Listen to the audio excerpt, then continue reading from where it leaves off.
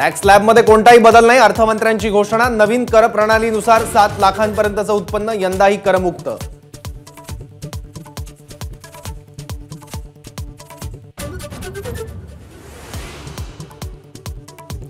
वर्षानुवर्ष प्रलंबित 25,000पर्यंतचे विवादित करदावे निकाली काढण्याची केंद्रीय अर्थमंत्र्यांची घोषणा।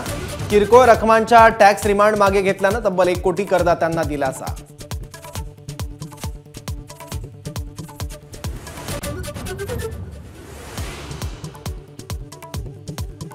भारताला 2047 पर्यंत विकसित देश करण्याचं सरकारचं लक्ष्य। अर्थमंत्री निर्मला सीतारामन यांची घोषणा।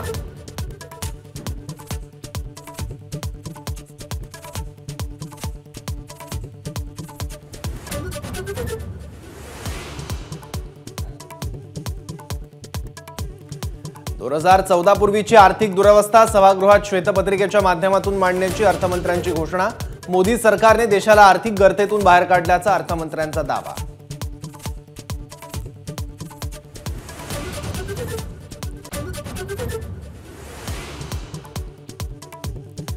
तंत्रकुशल तरुणांना वित्तपुरवठा करण्यासाठी 1 लाख कोटींचा निधी, 50 वर्ष व्याजमुक्त कर्ज देण्याची योजना।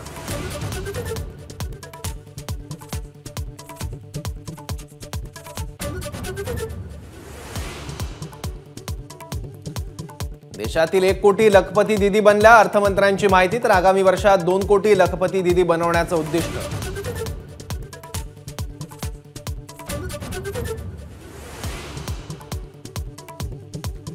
पायाभूत सुविधांसाठी 11,11,111 कोटींची तरतूद, तर राज्यांना 75,000 कोटींचं कर्ज देणार।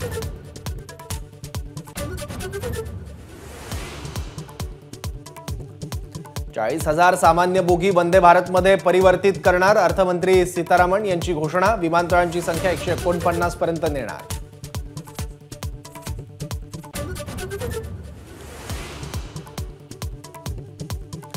अर्थसंकल्पातून मोदी सरकारनं सर्वसामान्यांना टोपी घातली, उद्धव ठाकरेंची टीका। भ्रष्टाचारांना क्लीन चिट, ही मोदी गॅरंटी, उद्धव ठाकरेंचा टोला।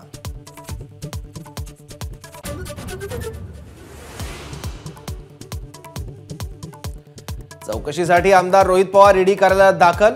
प्रतिभा पवारांसह वडील राजेंद्र पवार आणि पत्नीही राष्ट्रवादीच्या कार्यालयात उपस्थित। एबीपी माझा, उघडा डोळे बघा नीट।